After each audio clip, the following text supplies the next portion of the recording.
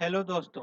तो आइए हम लोग शुरू करते हैं चैप्टर 2 का सीरीज, जिसमें मैंने पिछले क्लास में आपको कुछ कुछ बताया था मेथड्स, सॉरी क्लासेस के बारे में और ऑब्जेक्ट्स के बारे में, और फिर इंस्टांस मेथड्स के बारे में और क्लास मेथड्स के बारे में।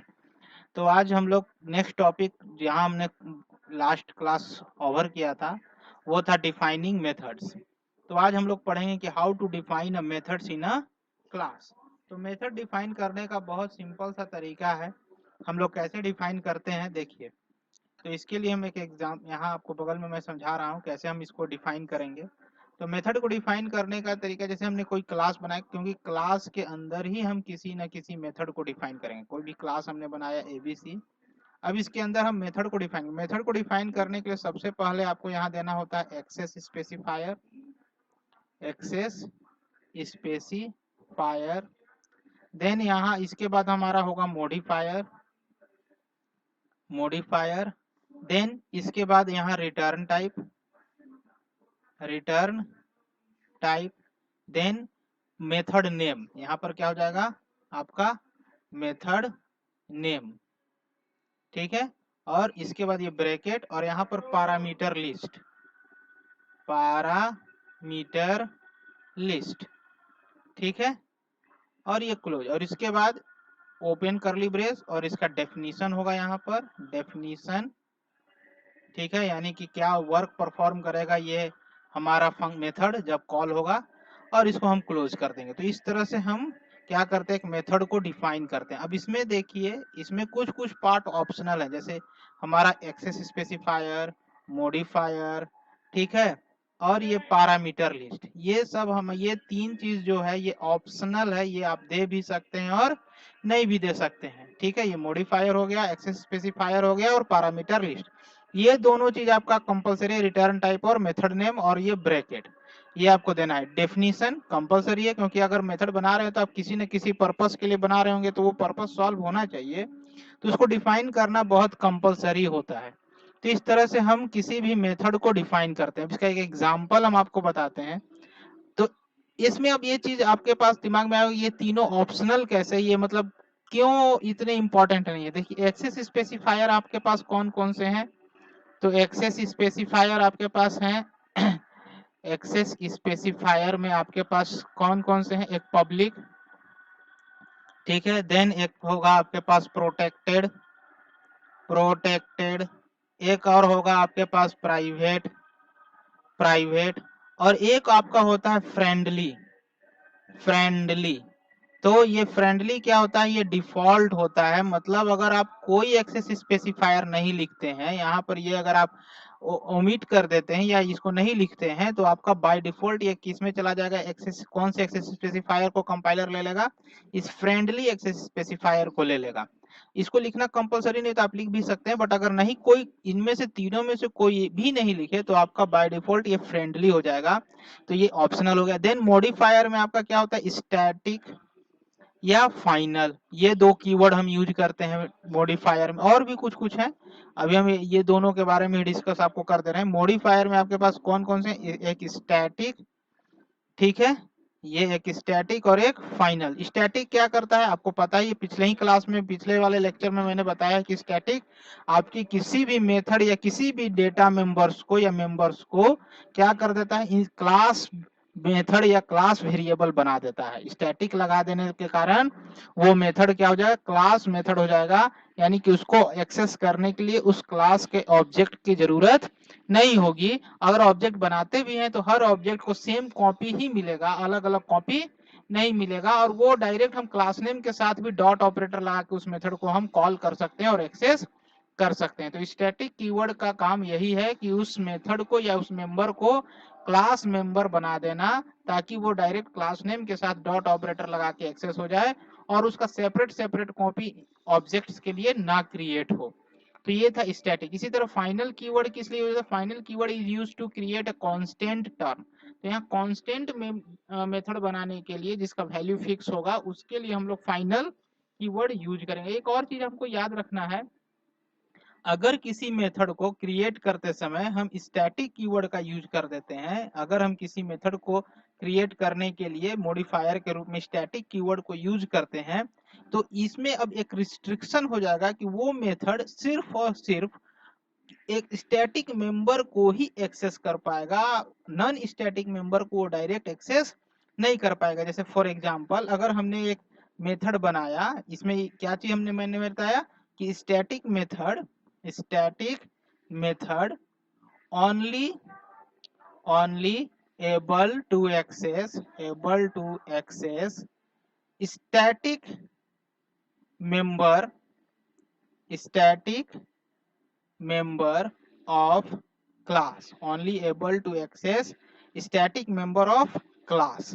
ठीक है, ये स्टैटिक मेंबर के अलावे बाकी normal non static member it is not able to access directly, it is not able to access directly non static member of class, है ना। ये डायरेक्टली नॉन स्टैटिक मेंबर नहीं एक्सेस कर सकता है क्लास के। उसको एक्सेस करने के लिए इसको करना क्या पड़ेगा, अगर हम चाहते हैं कि if we want to access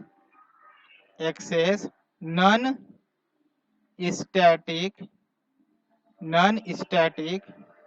member of class,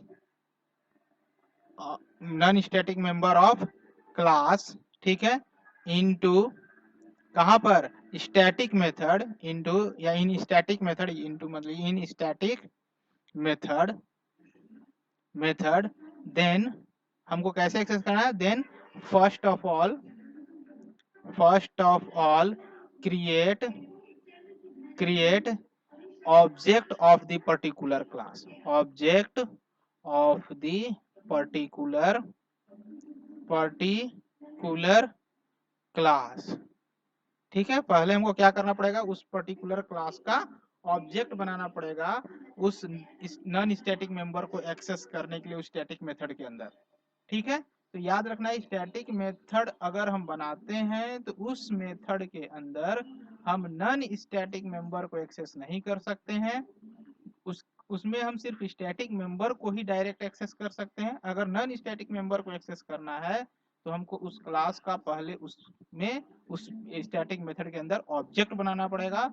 अब जब ऑब्जेक्ट उस स्टैटिक मेथड के अंदर बनेगा तो वो मेथड ऑलरेडी क्या हो जाएगा, और सॉरी वो ऑब्जेक्ट क्या हो जाएगा, जब हम स्टैटिक मेथड के अंदर किसी क्लास का ऑब्जेक्ट बनाएंगे तो ऑब्जेक्ट क्या हो जाएगा, बाय डिफॉल्ट स्टैटिक ऑब्जेक्ट हो जाएगा, और वो स्टैटिक ऑब्जेक्ट फिर दूसरे टर्म्स को एक्सेस कर सकता है। जैसे फॉर एग्जांपल अगर हम एक एग्जांपल यहाँ डिस्कस करें इसको इरेज करके, तो हमारा क्या हो जाएगा, हम जो अभी हम समझाए उसको समझा देते हैं।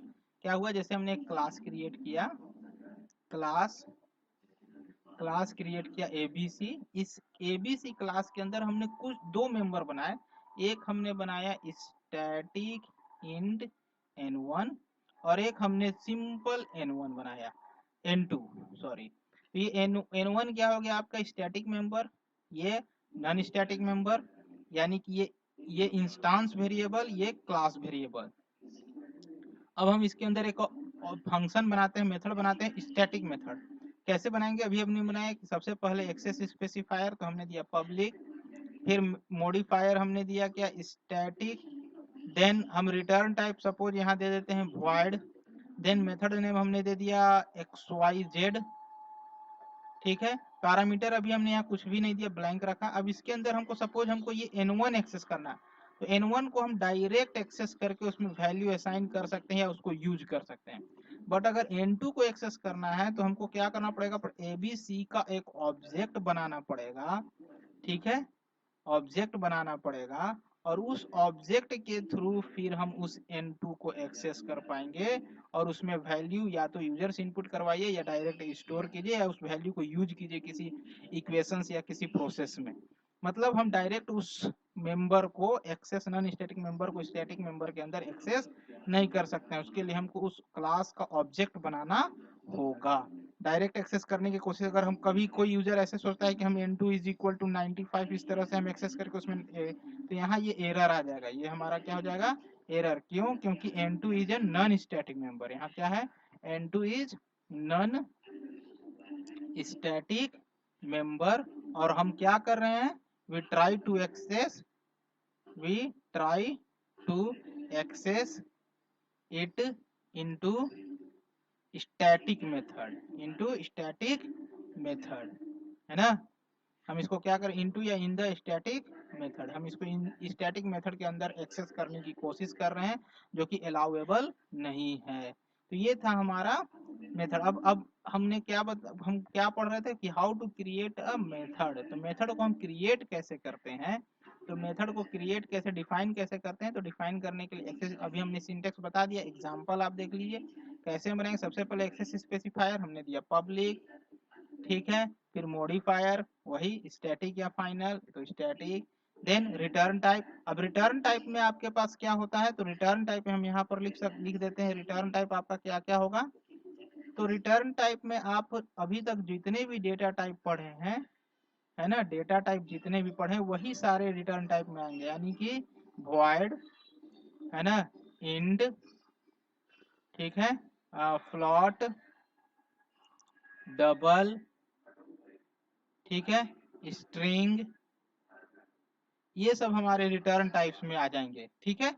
जितने भी हमारे डेटा टाइप हैं वो सारे रिटर्न टाइप में आएंगे। अभी रिटर्न टाइप का मीनिंग क्या होता है, कि रिटर्न टाइप का मीनिंग होता है कि उस मेथड को जब हम कॉल करेंगे कहीं से एग्जीक्यूट करने के लिए, तो उस मेथड से किस टाइप का इंफॉर्मेशन लास्ट में रिटर्न होगा। रिटर्न मतलब किस तरह का डेटा वहां से वो वापस भेजेगा उस लोकेशन पर जहां से उसको कॉल किया गया। जैसे हम किसी पर्सन, जैसे ये एक पर्सन है, ये एक पर्सन है, इसको हमने किसी काम के लिए हमने कॉल किया कि तुम कोई काम करो।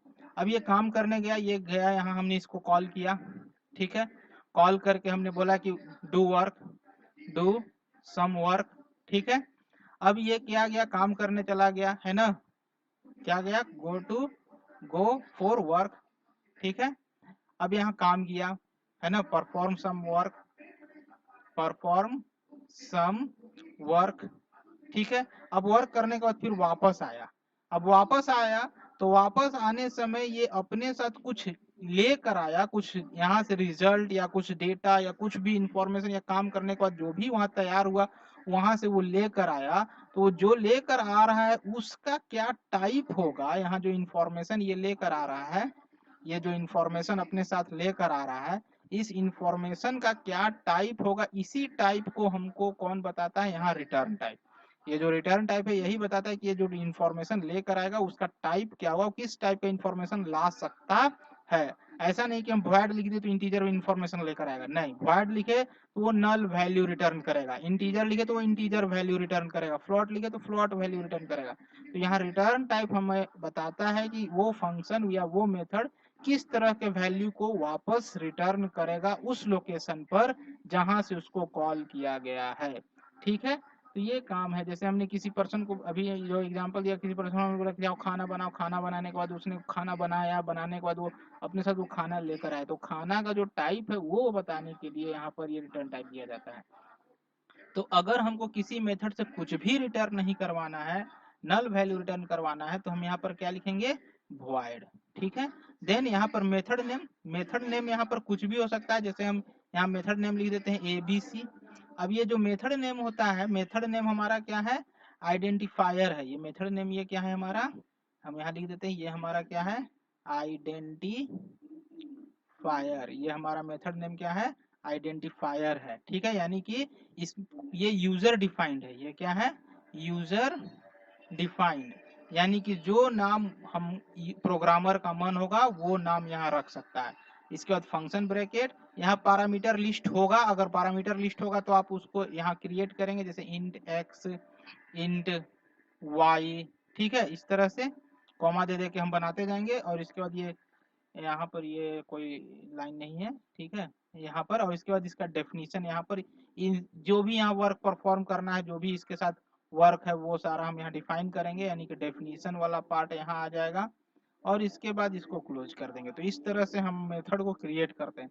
अब नॉर्मल मेथड हम लोग कैसे क्रिएट करते हैं, तो नॉर्मल मेथड इसका एक और एग्जांपल दीजिए जो हम इसमें ओमिट कर रहे हैं, जो जो ऑप्शनल थे। तो जैसे नॉर्मली हम लोग पब्लिक देंगे, पब्लिक देने का मतलब क्या हो जाता है कि हमारा वो मेथड कहीं से भी किसी भी लोकेशन में प्रोग्राम में एक्सेसिबल होगा। तो हम लोग नॉर्मली क्या लिखते हैं, पब्लिक, यहाँ क्या लिख देते हैं, पब्लिक। देन स्टैटिक वाला पार्ट हम लोग नहीं देते हैं, ये हमेशा नहीं देते हैं, नॉर्मली हम लोग मेन फंक्शन में ज्यादातर यूज करते हैं। देन यहाँ return type void, then method का नेम हम कुछ भी दे दिए, सपोज हम मेथड का नाम fun दे दिए, और यहाँ पर ब्रैकेट में अगर कुछ कोई पैरामीटर लिस्ट नहीं, ये पैरामीटर लिस्ट हम इसलिए बनाते हैं क्योंकि इनका काम क्या होता है पैरामीटर लिस्ट का, कि अगर इस मेथड को कभी कॉल किया जाए तो कॉल करते समय कुछ वैल्यू अगर कोई ट्रांसफर करता है, जैसे हमने अभी जो एग्जांपल दिया था कि एक पर्सन था, इसको हमने कोई काम बोला कि जाओ भाई तुम कोई काम करके आओ, ठीक है। तो ये काम करने के लिए तो हम बोले साथ साथ कुछ इन्फॉर्मेशन भी दिए कि लो इन्फॉर्मेशन को ले जाओ, इसी के साथ तुम काम करना। जैसे हम खाना बनाने के बोले तो इसको हम वो कुछ मटेरियल्स भी प्रोवाइड किए, सब्जी वगैरह या कुछ भी, तो वो उस मटेरियल को या उस इंफॉर्मेशन को स्टोर करेगा अपने पास, कहीं ना कहीं रखेगा, ताकि वो आगे जाकर उसको फर्दर जब काम करने लगे तो उसमें यूज कर सके। तो उसको रखने के लिए इसको कोई कैरी बैग वगैरह चाहिए। उसी तरह यहाँ ये पैरामीटर लिस्ट वही वर्क करता है। ये क्या करता है, जब इस मेथड को कॉल किया जाएगा एग्जीक्यूट करने के लिए, और कॉल करते समय जब वैल्यू सेंड किया जाएगा तो उस वैल्यू को ये स्टोर करेगा इन मेंबर्स में, इन पैरामीटर लिस्ट में, ये एक्स और वाई में। अब यहाँ पर हमने दो पैरामीटर लिस्ट बनाए, दोनों इंटीजर, तो इसको कॉल करते समय हम केवल इंटीजर वैल्यू ही सेंड कर सकते हैं। जैसे सपोज अगर हमने इस पर्सन के पास जो बैग है, कैरी बैग है, वो कपड़े का है, और हम इंफॉर्मेशन के तौर पे हम इसको पानी दे रहे हैं, वाटर दे रहे हैं, और हम बोले कि इस वाटर को रख लो, तो वो क्या वो कपड़े के बैग में वाटर रख पाए? नहीं, वो गिर जाएगा, वो सारा उसमें से लीक हो जाएगा। तो इसको हमको क्या करना पड़ेगा, उसी तरह का इंफॉर्मेशन देना पड़ेगा जो उस कैरी बैग में स्टोर हो सके, उस कपड़े वाले कैरी बैग में। तो उसी तरह यहाँ पर भी वही सेम चीज है। अगर हमने इस मेथड को क्रिएट डिफाइन करते समय हमने बनाया इस तरह से है कि ये सिर्फ इंटीजर, दो इंटीजर वैल्यू को रिसीव कर सकता है, और हमने इसको कॉल करते समय हम तीन इंटीजर या एक इंटीजर या दो वैल्यू भेजे, बस दोनों फ्लॉट या डबल टाइप, तो वो उनको कैरी नहीं कर पाएगा। वो कहेगा कि हम मिसमैच हो रहा है, हमारे पास इंफॉर्मेशन जो हम कैरी कर सकते हैं, जिसको हम एक्सेस कर सकते हैं, रिसीव कर सकते हैं, वो दोनों दो वैल्यू होने चाहिए और दोनों इंटीजर होने चाहिए। तो वो यहाँ पर कैरी, तो इसको हमको कॉल करते समय ध्यान देना होगा कि हमको दो इंटीजर सेंड करने होंगे। अब इसमें क्या है कि ये कह रहा है कि हमारे पास कोई कैरी बैग नहीं है, यानी कि आप कोई इन्फॉर्मेशन सेंड नहीं कीजिए। अगर इन्फॉर्मेशन सेंड कीजिएगा हम कैरी नहीं कर पाएंगे, और उस केस में हम आपको एरर जनरेट कर देंगे कि हमारे पास ऐसा कोई मेथड है नहीं जो कैरी कर सके आपकी इन्फॉर्मेशन को। तो इसको कॉल करते समय हम कोई इन्फॉर्मेशन सेंड नहीं करेंगे, स्टैटिक नहीं है, ये रिटर्न कुछ नहीं करेगा, बिकॉज ऑफ वॉइड। वॉइड क्या कहता है, वॉइड मेथड कहता है कि आपका डेटा और सॉरी मेथड आपका कोई भी वैल्यू रिटर्न नहीं करेगा। और पब्लिक मीन्स ये फंक्शन पब्लिकली अवेलेबल होगा, कहीं से भी किसी भी लोकेशन में प्रोग्राम में ये एक्सेसिबल होगा। और इसके बाद हम इसका यहाँ डेफिनेशन लिखेंगे और इसको क्लोज करेंगे, ठीक है। तो इस तरह से हम मेथड को डिफाइन करते हैं, डिक्लेयर करते हैं। अब मेथड को डिक्लेयर करने के बाद इसको एक्सेस भी करना है, ठीक है ना, इसको एक्सेस भी करना है। तो इसको एक्सेस कैसे करेंगे, how to access the method. तो मेथड को एक्सेस करने का तरीका क्या है, तो हम ऑब्जेक्ट बनाते हैं उस क्लास का, और उस ऑब्जेक्ट के थ्रू उस मेथड को हम डायरेक्ट डॉट ऑपरेटर लगा के कॉल करते हैं। जैसे दो तरीका है। अब देखिए, अगर हम किसी अनदर लोकेशन या किसी स्टैटिक, तो पहला जो तरीका है इसको हाउ टू एक्सेस, इसको हम इरेज कर देते हैं। ये देख लीजिए कि आपके पास एक फन नाम का है मेथड, एक एबीसी नाम का मेथड है जो दो वैल्यू के साथ है और एक विदाउट वैल्यू है, ठीक है। तो इसको हम कैसे एक्सेस करेंगे, तो हमारा नेक्स्ट क्या है, how to access, how to how to access, है ना। हाउ टू एक्सेस, तो एक्सेस कैसे करेंगे, तो दो तरीका, by using object, by using object. Object का यूज कैसे करेंगे, सबसे पहले हम क्लास नेम, जिस क्लास के अंदर वो मेथड अवेलेबल है उस क्लास का नाम, मतलब उस क्लास का ऑब्जेक्ट बनाएंगे। सबसे पहले इसमें क्या करते हैं, क्रिएट एन ऑब्जेक्ट, ठीक है। और फिर दूसरा हम क्या करते हैं, by using object with dot operator, ठीक है, हम एक्सेस करते हैं। तो कैसे, सबसे पहले हमको क्रिएट करना ऑब्जेक्ट, तो क्रिएट करने के लिए class name then object name, है ना। क्लास ऑब्जेक्ट बनाने का जो रूल है, न्यू देन यहाँ पर क्लास नेम या कंस्ट्रक्टर, आपको पता ही होगा कंस्ट्रक्टर नेम और मेथड, या फिर आप इसको इसके जगह पे आप ये भी लिख सकते हैं कि क्लास नेम, ठीक है, क्लास नेम और मेथड। और इसके बाद ये ऑब्जेक्ट बन गया, और इस ऑब्जेक्ट के साथ हम क्या करते हैं, object name dot method name, जिस मेथड को हमको कॉल करना है उस मेथड का नाम, और ये ब्रैकेट, इस तरह से हम क्या करेंगे, कॉल करेंगे, ठीक है। तो ये था हमारा तरीका कॉल करने का बाय यूजिंग मेथड। अब इसका एक एग्जांपल, जैसे हम पिछले बार एक हम मेथड बनाए थे fun, उसको एक्सेस करना है तो हम पहले, सपोज वो abc क्लास के अंदर डिफाइंड है, तो हम abc क्लास का हम एक ऑब्जेक्ट बनाए, ob is equal to new abc, और इस abc ऑब्जेक्ट के थ्रू हम ob डॉट func फंक्शन को एक्सेस कर दिए। तो इस तरह से हम ये मेथड को एक्सेस करते हैं। दूसरा क्या तरीका है, जैसे हमने एक क्लास क्रिएट किया, डायरेक्ट एक्सेस करना, तो डायरेक्ट एक्सेस कहाँ होगा, तो डायरेक्ट एक्सेस सिर्फ सेम क्लास में ही होता है ना। डायरेक्ट एक्सेस करना है तो मेथड्स आर डायरेक्टली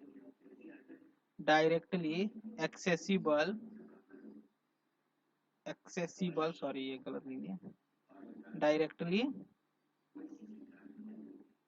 ठीक है, directly accessible in same class, ठीक है, सेम क्लास में ही एक्सेसिबल होगा। जैसे फॉर एग्जांपल हमने यहाँ एक मेथड बनाया क्लास abc, इस abc के अंदर हमने एक मेथड बनाया पब्लिक void, ठीक है, xyz, और इस xyz को हमने यहाँ डिफाइन किया, ठीक है। अब इस xyz इसी क्लास के अंदर एक और मेथड हमने बनाया पब्लिक, ठीक है, void pqr। अब इस pqr के अंदर हमको सपोज xyz को एक्सेस करना है, हम डायरेक्ट xyz को ऐसे कॉल करके एक्सेस कर सकते हैं, ठीक है। तो इसको एक्सेस करने के लिए, और यहाँ हम क्लास को क्लोज कर दिए। तो सेम क्लास के अंदर हमको उसी क्लास का कोई मेथड एक्सेस करना है किसी अनदर मेथड के अंदर, तो हम उसको डायरेक्ट एक्सेस कर सकते हैं, या फिर हम इसमें ऑब्जेक्ट बनाकर भी एक्सेस कर सकते हैं। तो हम डायरेक्ट एक्सेस भी कर सकते हैं, और ऑब्जेक्ट बनाने से क्या होगा कि हम कहीं भी एक्सेस कर सकते हैं, लेकिन हाँ पब्लिक मेंबर को ही, डायरेक्ट किसी प्राइवेट या प्रोटेक्टेड मेंबर को हम डायरेक्ट कहीं से भी एक्सेस नहीं कर सकते हैं। तो ये था हमारा मेथड को एक्सेस करने का तरीका, ठीक है। आगे हम लोग देखते हैं, यहाँ पर जैसे अब आपको दिया हुआ भी है, यहाँ पर in Java define a class method in the body of the class which is method implement same behaviour. क्या करा, मेथड को इंप्लीमेंट करना, मेथड डिक्लेरेशन, मेथड बॉडी, ये मेथड को डिक्लेयर करने का ये वाला जो रूल है, जो हमने बताया था, पब्लिक एक्सेस स्पेसिफायर देना है, फिर उसके बाद फिर मॉडिफायर, फिर रिटर्न टाइप, फिर मेथड नेम, फिर मेथड का पैरामीटर्स वगैरह देकर वो हुआ मेथड डिक्लेरेशन। मेथड का बॉडी यानी कि डेफिनेशन जो कर्म करेगा। मेथड का डिक्लेरेशन कैसे हो रहा है, तो ये देखिए यहाँ रिटर्न टाइप हम बोले थे, यहाँ पर आपका कोई एक्सेस स्पेसिफायर नहीं दीजिएगा तो फ्रेंडली हो जाएगा बाय डिफॉल्ट। तो ये आप पर है डिपेंड कि आप देते हैं कि नहीं। ये return type, method name, parameter list नहीं दिया, न मॉडिफायर दिया, सारा ऑप्शनल पार्ट हटाया हुआ है, और ये इसका डेफिनेशन पार्ट हो जाएगा यहाँ पर।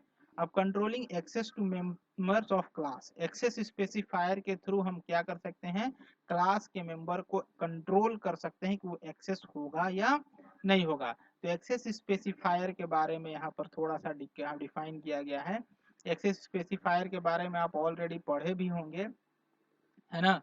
क्या होते हैं एक्सेस स्पेसिफायर, तो एक्सेस स्पेसिफायर आपके, ठीक है, ये बताते हैं कि जो मेंबर है ना, वो कहाँ एक्सेसिबल होंगे और कहाँ एक्सेसिबल नहीं होंगे, ठीक है। ये क्या बताते हैं, विजिबिलिटी, है ना। ये क्या डिफाइन करते हैं, डिफाइन विजिबिलिटी किसका, किसका विजिबिलिटी, तो ये किसका विजिबिलिटी डिफाइन करते हैं, तो member of the class, define visibility member of the class, ठीक है, member of the class, define visibility member of the, इसका मतलब क्या हुआ कि from where those data members are accessible, ठीक है, define visibility member of the class means from where those data members are accessible, ठीक है। तो यहाँ पर कौन कौन से एक्सेस स्पेसिफायर ऑलरेडी मैंने आपको बताया कौन कौन से हैं, तो पहला है आपका पब्लिक, ठीक है, दूसरा है आपका प्रोटेक्टेड, ठीक है, तीसरा है आपका प्राइवेट, और चौथा है आपका फ्रेंडली। फ्रेंडली आपका बाय डिफॉल्ट, ये डिफॉल्ट है, ये आप कोई नहीं लगाइएगा तो बाय डिफॉल्ट फ्रेंडली हो जाएगा। तो ये चार आपके पास एक्सेस स्पेसिफायर है ना, ये फर्स्ट, सेकेंड, थर्ड और फोर्थ, ठीक है, चार एक्सेस स्पेसिफायर है। तो ये एक्सेस स्पेसिफायर का यूज करके हम डिफाइन कर सकते हैं कि वो मेंबर्स कहाँ एक्सेसिबल हैं और कहाँ एक्सेसिबल नहीं है। अब नेक्स्ट पेज में देखते हैं कि और क्या इसके बारे में आपको डिफाइन किया गया है। तो यहाँ पर आप देखिएगा सभी के बारे में आपको दिया हुआ है, एक किनारे हम कर देते हैं। देखिए यहाँ पर अब आपको दिया public accessible by any other class anywhere, public जो होगा वो कहीं भी एक्सेसिबल होगा। Protected accessible by the package class and any subclass that are in other package, मतलब सेम पैकेज के क्लासेज में एक्सेस होगा और अनदर पैकेज में भी एक्सेस होगा, बट अनदर पैकेज में उस क्लास को इनहेरिट करना होगा तभी एक्सेस होगा, अदरवाइज ये एक्सेस नहीं होगा। डिफॉल्ट यानी कि friendly, accessible class same package में एक्सेसिबल होगा, अनदर पैकेज में एक्सेसिबल नहीं होगा। और private only with in the class, बाकी सब क्लास या सेम पैकेज के सब क्लास में भी एक्सेसिबल नहीं होगा। इसको थोड़ा हम अगर यहाँ पर अच्छे से हम बना दें तो देखिए, जैसे यहाँ पर सबसे पहले हम लिख देते हैं पब्लिक, देन दूसरा हम लिख देते हैं आपका प्रोटेक्टेड, देन तीसरा है हमारा डिफॉल्ट यानी कि फ्रेंडली, फिर हमारा तीसरा है प्राइवेट, ठीक है। अब यहाँ पर पहला यहाँ पर क्या है, पब्लिक में क्या हो जाएगा, तो सेम पैकेज, यहाँ देखिए same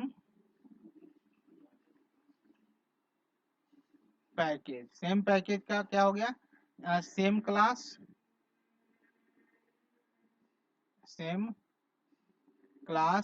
then same package sub class, ठीक है, सेम पैकेज में क्या कहा सेम क्लास और सब क्लास, और अनदर पैकेज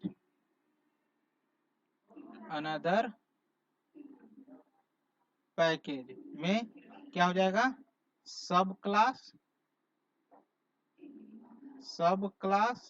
और अनदर क्लास। तो पब्लिक जो मेंबर होगा वो सेम क्लास में एक्सेस होगा, सेम पैकेज के, सब क्लास में भी एक्सेस होगा।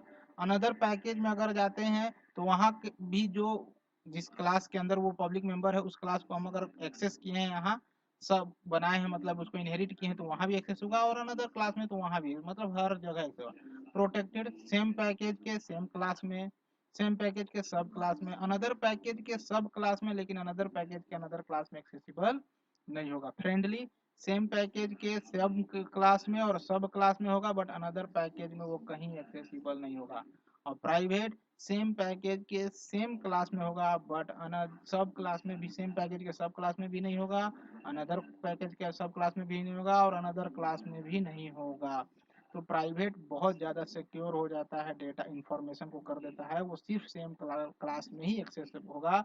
इस पैकेज के अनदर क्लास में, सब क्लास में, यानी कि उसको अगर इनहेरिट करते भी हैं तो प्राइवेट मेंबर एक्सेस नहीं हो पाएगा।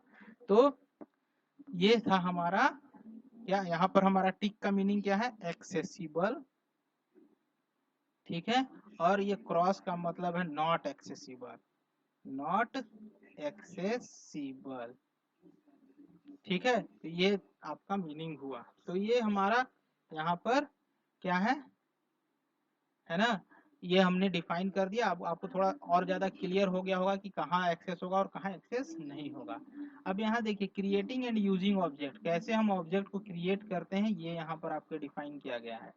ठीक है, यहाँ देखिए अब नीचे हम आते हैं। नेक्स्ट टॉपिक है हमारा creating and using object, how to create and use object. तो ऑब्जेक्ट को हम कैसे क्रिएट करते हैं, तो ऑब्जेक्ट को क्रिएट करने का तरीका क्या है, सबसे पहले जिस क्लास को ऑब्जेक्ट क्रिएट करना है उस क्लास का name, class name, then space देके object name, object name space देके सबसे न्यू ऑपरेटर, और फिर यहाँ पर क्लास नेम, जो नॉर्मली ये क्लास नेम नहीं होता, ये कंस्ट्रक्टर नेम होता है, बट अभी आपको कंस्ट्रक्टर नहीं पढ़ना है, आगे नेक्स्ट चैप्टर में होगा तो वहां हम आपको इसको थोड़ा और डिटेल में बताएंगे। तो यहाँ क्लास नेम, और यहाँ पर हम आर्ग्यूमेंट्स दे भी सकते हैं और नहीं भी दे सकते हैं। आर्गुमेंट्स अगर देते हैं तो आपके पास ऐसा कोई कंस्ट्रक्टर आपके प्रोग्राम में डिफाइन होना चाहिए जो जो आर्गुमेंट्स को रिसीव करता हो। अगर ऐसा कोई कंस्ट्रक्टर डिफाइन नहीं किए हैं तो वो हमारा क्या होगा, यहाँ एरर आ जाएगा, आप फिर आर्गुमेंट पास नहीं कर सकते हैं ऑब्जेक्ट बनाते समय। ठीक है, तो ये था हमारा ऑब्जेक्ट बनाने का तरीका। इसमें ये क्लास नेम, जिस क्लास का बनाना है, ये ऑब्जेक्ट नेम, ये आपका क्या होता है, आइडेंटिफायर है। ये क्या है, आइडेंटिफायर है, यानी कि यूजर डिफाइंड है ना, आप पर है यानी प्रोग्रामर पे है, इसका क्या नाम होगा। ये आपका क्या है, न्यू ऑपरेटर। ये क्या है आपका ऑपरेटर, ये क्या करता है, ऑब्जेक्ट को क्रिएट करने का काम करता है। ठीक है, ऑब्जेक्ट को और सॉरी कंस्ट्रक्टर को कॉल करता है ताकि ऑब्जेक्ट क्रिएट, और ये हमारा क्या है, कंस्ट्रक्टर। ठीक है, ये आगे एक चैप्टर है आपके बुक में, फोर्थ चैप्टर में कंस्ट्रक्टर, वहां पर हम इसको ज्यादा डिटेल में पढ़ेंगे। तो ये कंस्ट्रक्टर है, और ये आपका वैल्यू है, ये क्या है, value passed passed into constructor, constructor. ठीक है, वैल्यू पास्ड इनटू कंस्ट्रक्टर। तो ये आपका पूरा class name, object name, new. अब कैसे हम बनाएंगे, जैसे हमने एक क्लास क्रिएट किया, एक एग्जांपल देखते हैं। ठीक है, एग्जांपल क्लास ABC। अब इसके अंदर हमने कुछ डिफाइन कर दिया, इसका हमको ऑब्जेक्ट बनाना है। तो कैसे बनाएंगे, ABC object name is equal to new ABC और ये ब्रैकेट। तो इस तरह से ये ऑब्जेक्ट, ये OB नाम का ये ऑब्जेक्ट हमारा क्रिएट हो गया। अब कहिए सर यहाँ आप आर्गुमेंट्स नहीं दिए, यहाँ कोई डेटा पास नहीं किए, तो क्योंकि यहाँ पर हमने ऐसा कोई कंस्ट्रक्टर बनाया ही नहीं है जो विथ आर्गुमेंट वाला हो। तो जब हमने बनाया नहीं तो हमेशा हमारा ये जो होगा, ये ब्रैकेट, ये बिल्कुल ब्लैंक होगा, यहाँ पर कोई इंफॉर्मेशन अवेलेबल नहीं होगा, कोई इंफॉर्मेशन हम पास नहीं कर सकते हैं, डिफॉल्ट कंस्ट्रक्टर यहाँ पर होगा। ठीक है, इसको हम क्या बोलते हैं, जिसमें हमारा कोई भी डेटा नहीं होता है, इसको हम लोग डिफॉल्ट कंस्ट्रक्टर बोलते हैं। तो अगर हमने नहीं बनाया है अपने प्रोग्राम में कोई कंस्ट्रक्टर, तो हम ये डिफॉल्ट कंस्ट्रक्टर को ही कॉल कर सकते हैं। ये पैरामीटराइज्ड कंस्ट्रक्टर हम लोग कॉल नहीं कर सकते हैं, विथ आर्गुमेंट वाला कंस्ट्रक्टर हम कॉल ही नहीं कर सकते हैं। तो कभी भी आप ट्राई नहीं कीजिएगा कि हम यहाँ डेटा पास कर सकें। ठीक है, डेटा पास कीजिएगा, एरर आएगा। डेटा पास करना है, अगर आप चाहते हैं कि नहीं हम डेटा पास करना ही चाहते हैं, तो आप फिर आप क्या कीजिए कि एक ऐसा क्लास बनाइए, जैसे हमने क्या किया, क्लास बनाया, क्लास PQR, और PQR के अंदर हम एक कंस्ट्रक्टर बना दिए PQR with 2 arguments, integer x और इंटीजर y। अब इसको यहाँ डिफाइन करेंगे, वो आगे हम कंस्ट्रक्टर वाले चैप्टर में पढ़ेंगे। अब इसका अगर आपको ऑब्जेक्ट बनाना है तो अब आप यहाँ डेटा पास करें, जैसे इसका ऑब्जेक्ट अब ऐसे हम बना सकते हैं, PQR ऑब्जेक्ट नेम, ठीक है, OBJ, कोई भी नाम रख सकते हैं, OBJ is equal to new, और अब हम यहाँ पर लिख सकते हैं PQR विथ 2 वैल्यूज, दोनों इंटीजर, यानी कि 5,6। अब हम यहाँ इस तरह से हम इसको कॉल कर सकते हैं। तो ये अब हमारा कोई एरर नहीं आएगा, बट अगर इसमें हम ABC में अगर यहाँ डेटा पास करते तो एरर आ जाता, क्योंकि इसमें हमने ऐसा कोई कंस्ट्रक्टर क्रिएट नहीं किया है। ठीक है, तो ये था हमारा ऑब्जेक्ट बनाना विथ सम आर्गुमेंट्स और यहाँ विदाउट एनी आर्गुमेंट्स। तो ये था हमारा ऑब्जेक्ट बनाने का तरीका। अब आप यहाँ पर देखिएगा, यहाँ पर ये एक पॉइंट नाम के क्लास का ऑब्जेक्ट बनाया जा रहा है। पॉइंट ऑब्जेक्ट का नेम point1 न्यू ऑपरेटर है जिसका काम होता है कंस्ट्रक्टर को कॉल करना। ये कंस्ट्रक्टर है विथ सम आर्गुमेंट 20 एंड 40। अब यहाँ रेक्टेंगल क्लास का ये दो स्टेटमेंट आपको दो ऑब्जेक्ट बना के दिखा रहा है यहाँ पर। ठीक है, एक रेक्टेंगल नाम का बनाया क्लास विथ rect1 नाम का ऑब्जेक्ट के साथ rect_1 जिसमें 50 और 100 पास किया। rect2 नाम का इसी रेक्टेंगल का एक और ऑब्जेक्ट बनाया rect2 जिसमें उसने क्या किया, आर्गुमेंट में point1 है ना, एक वेरिएबल पास किया point1, यानी ऐसी आर्गुमेंट यहाँ पर ये जो point1 है ये भी ये ऑब्जेक्ट है, यानी कि ये किसी न किसी क्लास का ऑब्जेक्ट होगा। ठीक है, यानी कि हम आर्गुमेंट में सिर्फ वैल्यू ही नहीं, हम किसी अनदर क्लास के ऑब्जेक्ट को या सेम क्लास के ऑब्जेक्ट को पास कर सकते हैं। ये ऑब्जेक्ट है यहाँ पर। ठीक है, 50 और ऑब्जेक्ट के साथ कुछ वैल्यू भी, तो यानी इसके लिए जो कंस्ट्रक्टर बनेगा वो कंस्ट्रक्टर क्या होगा, वो कंस्ट्रक्टर एक ऑब्जेक्ट को भी रिसीव कर रहा होगा और दो वैल्यू को, इंटीजर वैल्यू को भी रिसीव कर रहा होगा। ऐसा हमको वहां कंस्ट्रक्टर क्रिएट करना होगा, तभी ये रन करेगा, अदरवाइज ये एरर आ जाएगा। तो ये ध्यान देना, ऐसा नहीं कि हम यहाँ लिख दिया तो हमेशा हमको यहाँ वैल्यू पास ही करना है, हमेशा नहीं। अगर आपने बनाया ही नहीं, जैसे इसमें हमने नहीं बनाया तो इसमें नहीं पास कर सकते, इसमें बनाया इसमें कर सकते हैं। अब इसमें भी हम यहाँ पर एक ऑब्जेक्ट नहीं पास कर सकते हैं क्योंकि इसके पास जो कंस्ट्रक्टर है वो सिर्फ दो इंटीजर वैल्यू को ही रिसीव कर पाएगा। अगर हम यहाँ ऑब्जेक्ट पास कर दें या डबल टाइप वैल्यू पास कर दें या दो से ज्यादा वैल्यू पास कर दें तो ये एरर आएगा, ये रिसीव नहीं करेगा कि इस टाइप का कोई कंस्ट्रक्टर अवेलेबल नहीं है। ये हमको ध्यान देना है। और ये असाइनमेंट ऑपरेटर है। असाइनमेंट ऑपरेटर ये वाला, ये जो बीच में हम लोग यहाँ इक्वल टू का साइन दे रहे हैं, ये असाइनमेंट ऑपरेटर है। ठीक है, ये हमारा असाइनमेंट ऑपरेटर है। ठीक है, इसका काम क्या है, कंस्ट्रक्टर जो क्रिएट करेगा, जो ऑब्जेक्ट को वैल्यू वगैरह देगा, उस वैल्यू को इस ऑब्जेक्ट को इनिशियलाइज कर देना, असाइन कर देना। तो ये सारा चीज हमारा काम होता है। तो ये डिक्लेरेशन अब इस पूरे टर्म को समझाया है यहाँ पर, आप इसको पढ़ कर देख लीजिएगा आपके पास अगर बुक है तो। ठीक है, वही सारा चीज दिया हुआ। न्यू क्या करता है, तो ऑब्जेक्ट क्रिएट करने का काम करता है, इनिशियलाइज, यहाँ वैल्यू दिए तो वो वैल्यू सेंड हुआ, ये सारा चीज है। डिक्लेयर ऑब्जेक्ट, ऑब्जेक्ट यहाँ डिक्लेयर करने, और ऑब्जेक्ट डिक्लेयर करने का एक और तरीका है, हम दो लाइन में भी इसको डिक्लेयर कर सकते हैं। ठीक है, ऐसा नहीं है कि हम सिंगल लाइन में ही इसको डिक्लेयर कर सकते हैं। जैसे हम यहाँ देखिए, ऑब्जेक्ट को क्रिएट करने का हम अभी तरीका क्या बताए थे कि हम क्या लिखते हैं, class name, class name, then object name, then is equal to new, फिर यहाँ पर क्लास नेम यानी कि कंस्ट्रक्टर जो होता है, और यहाँ पर ये ब्रैकेट। ठीक है, अब इसी लाइन को हम इस तरह से भी लिख सकते हैं। सबसे पहले हम क्या करें, क्लास नेम और स्पेस ऑब्जेक्ट नेम, मतलब हम ये बता दिए कि इस क्लास का एक ऑब्जेक्ट बनाने वाले हैं जिसका नाम ये होगा, लेकिन हम इसको क्रिएट नहीं किए, इनिशियलाइज नहीं किए, बस बताए हैं कि हाँ ये इस नाम का ऑब्जेक्ट बनेगा। ये बनेगा कि नहीं बनेगा, क्रिएट होगा, ये इनिशियलाइज होगा, ये तब तक जब तक नहीं होगा जब तक कि यहाँ न्यू नहीं यूज होता है। तो हम इस नेक्स्ट स्टेटमेंट में फिर लिखते हैं, अगर हम इस ऑब्जेक्ट को वाकई में बनाना चाहते हैं, अभी तो हम सिर्फ बताए हैं कंपाइलर को कि इस नाम का ऑब्जेक्ट हम बनाएंगे इस क्लास के लिए, लेकिन ये बनेगा कि नहीं बनेगा ये अभी एग्जीक्यूट नहीं हुआ, ये इसके लिए ना मेमोरी इनिशियलाइज हुआ ना कुछ बना, ये सिर्फ अभी बस वर्चुअल रूप से बना हुआ है। ठीक है, समझ में आया, उसमें कोई डेटा इंफॉर्मेशन कुछ नहीं है। वो इंफॉर्मेशन डेटा मेमोरी सब इसको कब मिलेगा, जब हम लिखेंगे object is equal to new. ठीक है, और फिर यहाँ पर हम उस कंस्ट्रक्टर को कॉल करेंगे, किसी न किसी कंस्ट्रक्टर को, डिफॉल्ट कंस्ट्रक्टर नॉर्मली कॉल होता है, करेंगे हम लोग इस तरह से। ये अब यहाँ पर ये जाके ऑब्जेक्ट इनिशियलाइज हुआ यानी कि क्रिएट हुआ। यहाँ सिर्फ हमने इस क्लास का एक रेफरेंस बनाया, इस क्लास का यहाँ सिर्फ हमने एक रेफरेंस क्रिएट किया, यहाँ पर क्या किया, ऑब्जेक्ट क्रिएट किए। ठीक है, और यहाँ पर हमने क्या किया, ऑब्जेक्ट को इनिशियलाइज किया, ऑब्जेक्ट इनिशियलाइज हुआ। ठीक है, इनिशियलाइज।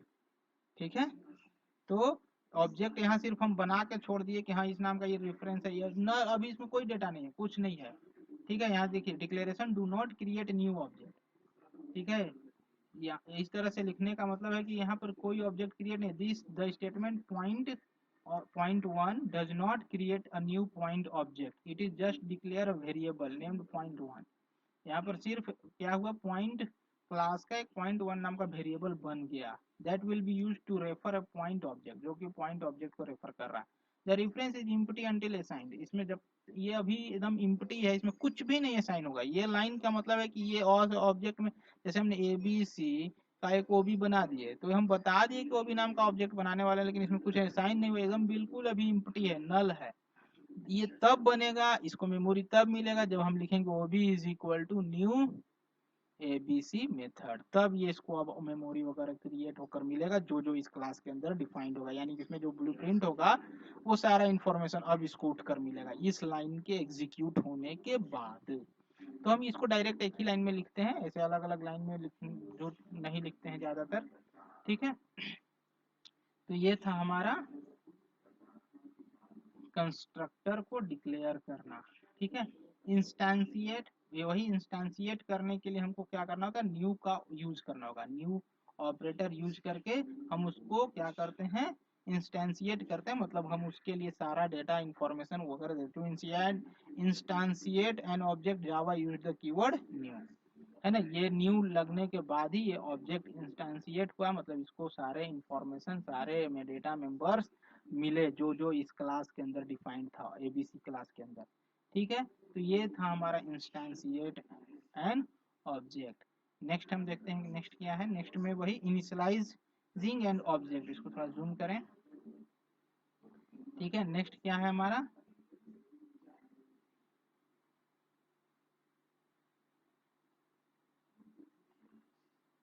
नेक्स्ट हमारा initialising an object.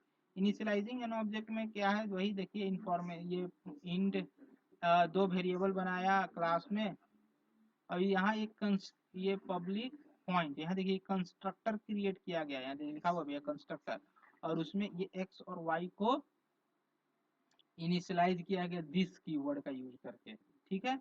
This keyword के बारे में आप आगे कंस्ट्रक्टर में भी पढ़ेंगे, बट यहाँ दिस कीवर्ड क्या करता है, तो दिस कीवर्ड के बारे में बस एक चीज याद रखिएगा, दिस कीवर्ड भी आपका एक रेफरेंस है ना। ऑब्जेक्ट यहाँ आप समझ के ये एक ऑब्जेक्ट है, रेफरेंस है, ठीक है। ये क्या है, रेफरेंस।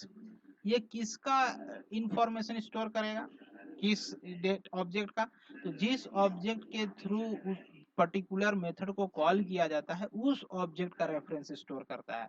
यह क्या करता है, store reference reference of those reference of those object ना from which we called the particular method, particular method. जैसे अब इसको समझने के लिए थोड़ा सा हम एक एग्जांपल है, जैसे हमने लिखा एक क्लास बनाया, क्लास ए बी सी, अब यहाँ कंस्ट्रक्टर हम नहीं बना रहे हैं, हम एक सिंपल सा ऐसी मेथड बनाए, जैसे यहाँ इंट n1, ठीक है। अब हम यहाँ पर एक मेथड क्रिएट किए, पब्लिक वॉइड xyz नाम का मेथड हमने क्रिएट कर दिया। अभी इस मेथड के अंदर यहाँ पर हमने एक मेमोरी बनाया इंट n1, ठीक है, सॉरी यहाँ सेमीकोलन नहीं होगा, है ना, n1, और यहाँ पर हमने लिखा n1 प्रिंट किया हमने system dot out dot print, system dot out dot print, है ना, किसको प्रिंट किया, n1 को, ln कर देते हैं n1। फिर हमने लिखा this dot n1 is equal to n25, और फिर हमने लिखा system dot out dot print ln, यहाँ पर हमने प्रिंट किया दिस डॉट n1, और फिर यहाँ पर एक बार हम और प्रिंट कर दे रहे हैं, लेकिन इस बार दिस डॉट n1 न करके ऐसी सिंपल n1। अब हम इसको क्लोज किए, अब इसका ऑब्जेक्ट हम बनाए, एबीसी का एक ऑब्जेक्ट बनाए एबीसी, कहीं और किसी अदर क्लास या किसी अदर मेथड में OB is equal to new ABC। हम ऑब्जेक्ट बना लिए। अब इस ऑब्जेक्ट के थ्रू हम N1 को इनिशियलाइज कर दिए, OB डॉट N1, या फिर हम डायरेक्ट हम इसको कॉल कर दिए, छोड़िए, डायरेक्ट XYZ को कॉल कर दिए, OB dot XYZ with some value, suppose हम 65 के साथ कॉल किए। अब ये यहाँ से जब यहाँ आएगा तो इस N1 में यहाँ पर एक मेमोरी बनेगा N1 जिसमें स्टोर हो जाएगा 65। इस ऑब्जेक्ट के लिए भी एक मेमोरी बना। कौन सा मेमोरी बना? ऑब्जेक्ट के लिए N1 नाम का। अब यहाँ पर ये जो साइंड हुआ ये 65, यहाँ जो ये लोकल N1 बना उसमें स्टोर हुआ। अब यहाँ जब ये प्रिंट करेगा तो यहाँ पर ये लोकल N1 यानी इसका वैल्यू ये प्रिंट होगा यहाँ। तो इसका प्रिंट वैल्यू क्या प्रिंट होगा? 65। यहाँ आएगा दिस डॉट N1, तो ये रेफरेंस स्टोर करता है उस ऑब्जेक्ट का जिसके थ्रू ये मेंबर मेथड कॉल हुआ होगा। यहाँ लिखे है ना, it store the reference of those object from which we call the particular method, जिसके थ्रू हम इसको कॉल किए मेथड को। तो किसके थ्रू? इस ऑब्जेक्ट के थ्रू इस मेथड को कॉल किया गया है, तो इस ऑब्जेक्ट का रेफरेंस स्टोर किया, तो इस ऑब्जेक्ट की N1 के बारे में यहाँ बात हो रहा है और उस N1 में स्टोर हो रहा है 25। अब यहाँ जब हम प्रिंट करें दिस डॉट N1 तो ये 25 यहाँ प्रिंट होगा, और यहाँ पर N1 फिर यानी लोकल का बात हो रहा है तो ये 65 प्रिंट होगा। ठीक है, तो इस तरह से हमारा ये दिस वैल्यू क्या करता है? रेफरेंस स्टोर करता है पर्टिकुलर ऑब्जेक्ट का जिसके थ्रू ये कंस्ट्रक्टर या ये मेथड कॉल हुआ होगा। ठीक है, ये XY ये लोकल है ये वाला। ठीक है, तो ये था हमारा ऑब्जेक्ट को इनिशियलाइज, ऑब्जेक्ट को क्रिएट करना और इनिशियलाइज कर देना। ठीक है, तो नेक्स्ट हम देखते हैं क्या है। नेक्स्ट हमारा क्या है? Using object. ऑब्जेक्ट को कैसे यूज करते हैं। ठीक है, तो ऑब्जेक्ट को यूज करते हैं दो चीज के लिए, वेरिएबल्स को कॉल करने के लिए और मेथड को कॉल करने के लिए। तो वेरिएबल या मेथड किसी को भी कॉल करना है तो यूजिंग ऑब्जेक्ट में बस एक ही चीज याद रखना है कैसे हमको यूज करना है। तो इसका यूज किस लिए करते हैं? To access members of the class. ठीक है, अब कैसे एक्सेस करते हैं? तो बाय यूजिंग डॉट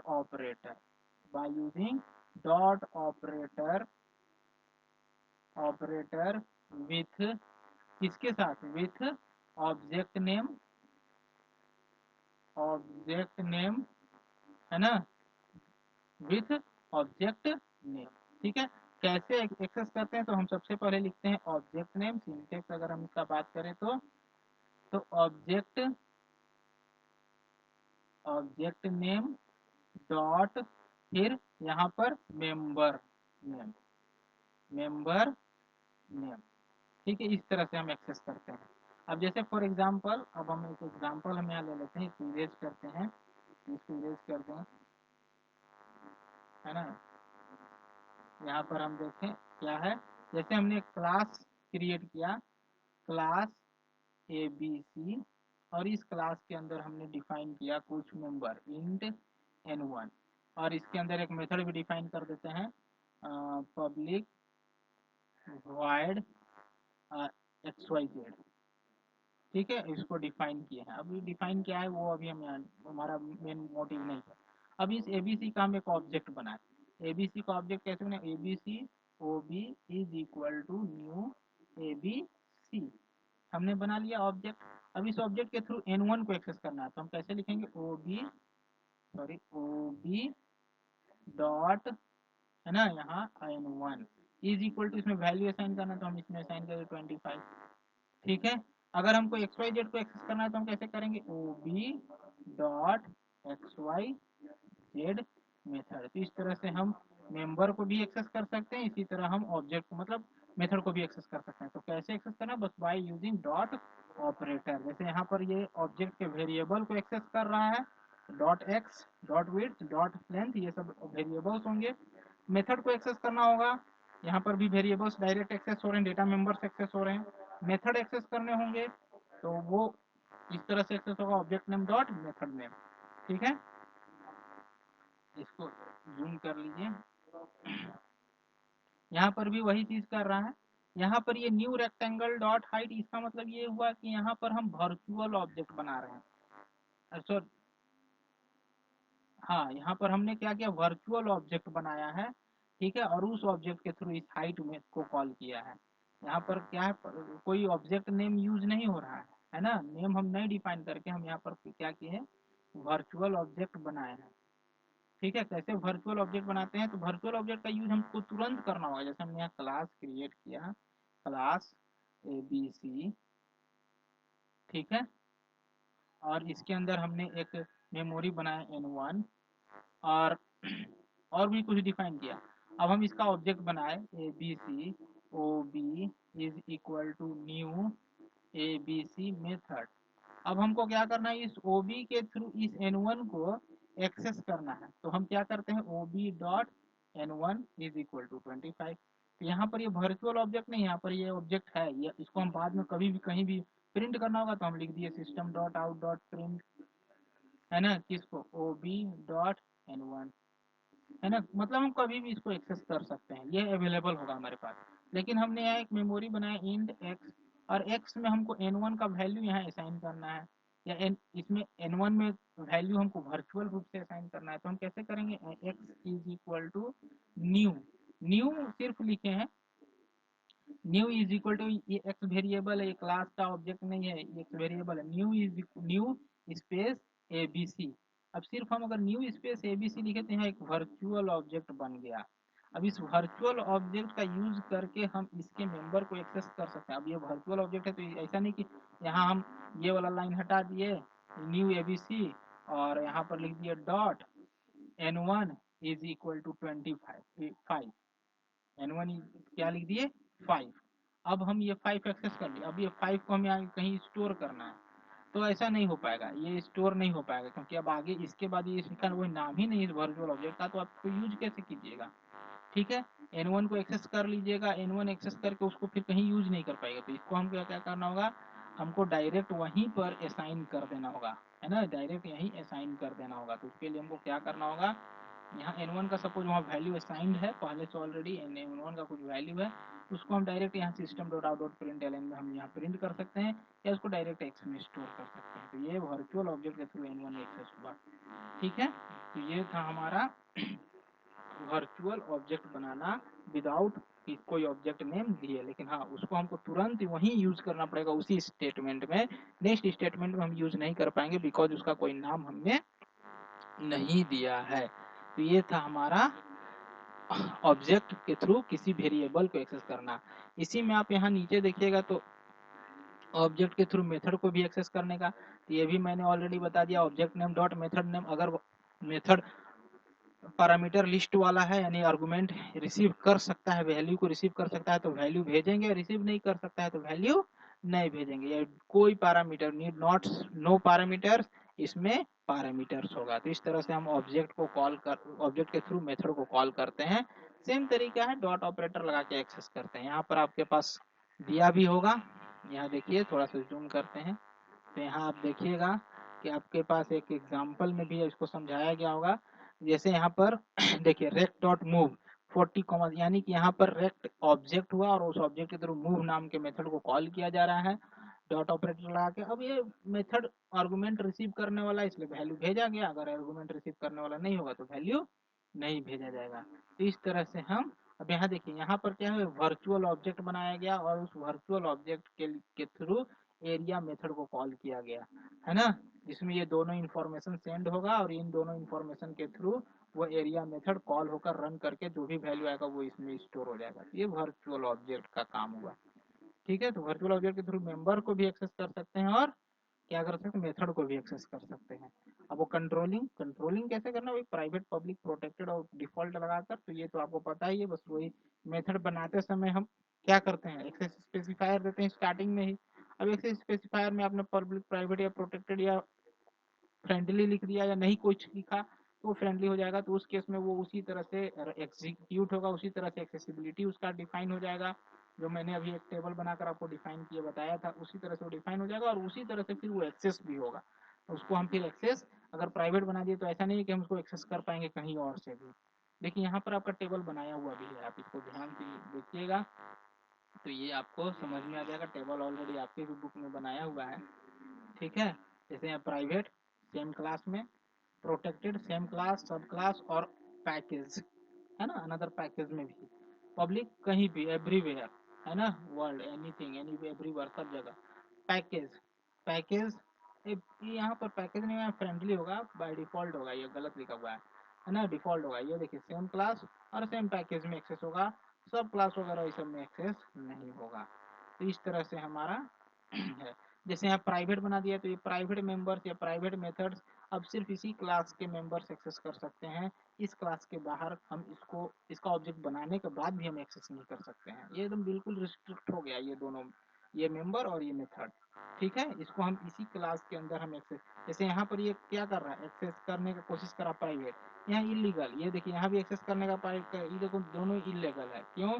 क्योंकि हम ये अल्फा क्लास के अंदर इन दोनों को डिफाइन किया और बीटा क्लास के अंदर हम ऑब्जेक्ट बनाए अल्फा का, बट इस ऑब्जेक्ट के पास भी इतना पावर नहीं कि इस प्राइवेट मेंबर को अनदर क्लास में एक्सेस करवा सके। तो ये एक्सेस होगा ही नहीं, यहाँ इलीगल आएगा, एरर आएगा। तो प्राइवेट मेंबर को हम एक्सेस नहीं कर सकते हैं from the outside the class, ठीक है। यहाँ भी देखिएगा वही सब चीज दिया हुआ है यहाँ पर, ये इसको हम जूम कर लेते हैं, ठीक है। यहाँ देखिए, but an object of alpha can access another object of alpha. क्या कह रहा है कि हम अल्फा का ऑब्जेक्ट बनाकर हम किसी अनदर ऑब्जेक्ट को एक्सेस कर सकते हैं उसी क्लास के अंदर, तो उस क्लास के अंदर तो वो एक्सेस होगा ही, प्राइवेट मेंबर होगा तो वो भी। ये प्रोटेक्टेड, प्रोटेक्टेड देखिए सेम क्लास, ये पैकेज क्रिएट किया है ग्रीक, तो इस पैकेज के अंदर ये प्रोटेक्टेड मेंबर एक्सेस होगा कहीं भी, ठीक है। यहाँ पर भी देखिए इसी ग्रीक पैकेज के अंदर अल्फा क्लास के अंदर इसको हम बनाए और इसी ग्रीक पैकेज के अंदर गामा क्लास के अंदर एक्सेस करने की कोशिश कर रहे हैं इसका ऑब्जेक्ट बना के, तो एक्सेस होगा क्योंकि प्रोटेक्टेड सेम पैकेज में एक्सेस होता है, अनदर पैकेज में भी सब क्लास में एक्सेस होता है, अनदर क्लास में जब तक उसको इनहेरिट नहीं करेंगे एक्सेस नहीं होगा। तो ये था हमारा प्रोटेक्टेड के बारे में, ठीक है। और पब्लिक, पब्लिक के बारे में तो ऑलरेडी हमको पता ही है, वो कहीं से भी एक्सेस हो सकता है, एवरीवेयर इन द प्रोग्राम, ठीक है। तो पब्लिक कहीं भी एक्सेस होगा, anywhere in the program, legal है, कहीं भी एक्सेस कर सकते हैं, ठीक है। यहाँ देखिए ग्रीक पैकेज में इसको बनाए थे, ग्रीक पैकेज के अल्फा नाम के क्लास में, और ये रोमन पैकेज में बीटा नाम के क्लास में हम एक्सेस करने की कोशिश कर रहे हैं, अल्फा का ऑब्जेक्ट बना के एक्सेस हो गया, कोई प्रॉब्लम क्रिएट नहीं हुआ।